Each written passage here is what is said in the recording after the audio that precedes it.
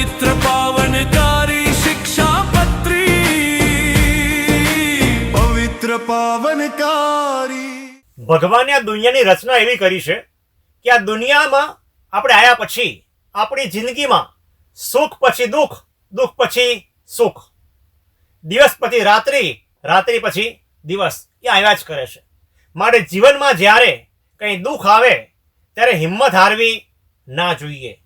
કારણ કે કોઈ પણ વ્યક્તિના જીવનમાં દુઃખો આવતા હોય છે. તમે R.K. લક્ષ્મણનું નામ સાંભળ્યું હશે.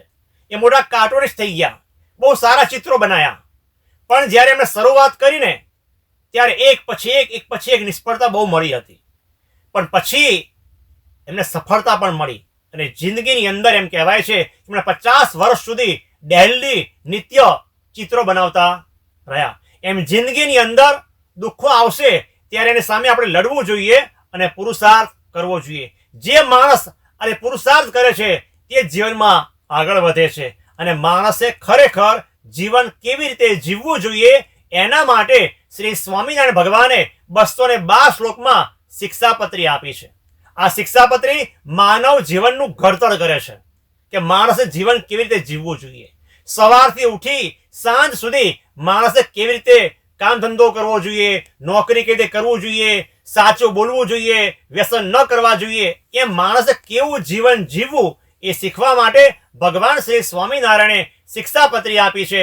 એ શિક્ષાપત્રી આપણે વાંચીશું, વિચારીશું તો આપણું જીવન ઉન્નત બનશે અને તમે તમારી જિંદગીમાં જે હાંસલ કરવા માંગશો ને એ હાંસલ કરી શકશો.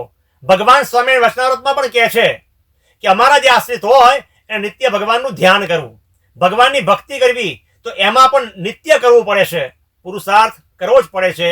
તો જીવનની અંદર આગળ વધવા માટે R.K. લક્ષ્મણની આપણે એને ધ્યાન સામે રાખીશું કે એમણે પુરુષાર્થ કર્યો તો વિશ્વની અંદર ખ્યાતિ પામ્યા અને છેલ્લે એમને પદ્મભૂષણનો એવોર્ડ પણ મળ્યો હતો. તો આપણે પણ જીવનમાં સફળતા પ્રાપ્ત કરવા માટે ભગવાન સ્વામિનારાયણ આપેલી શિક્ષાપત્રી નિત્ય વાંચીશું અને એમણે જે ઉપદેશ આપ્યો છે એ આપણા જીવનમાં ઉતારીશું તો આપણે પણ જીવનમાં અવશ્ય સફળતાને પામીશું અને આત્યંતિક મોક્ષને પણ પામી શકીશું.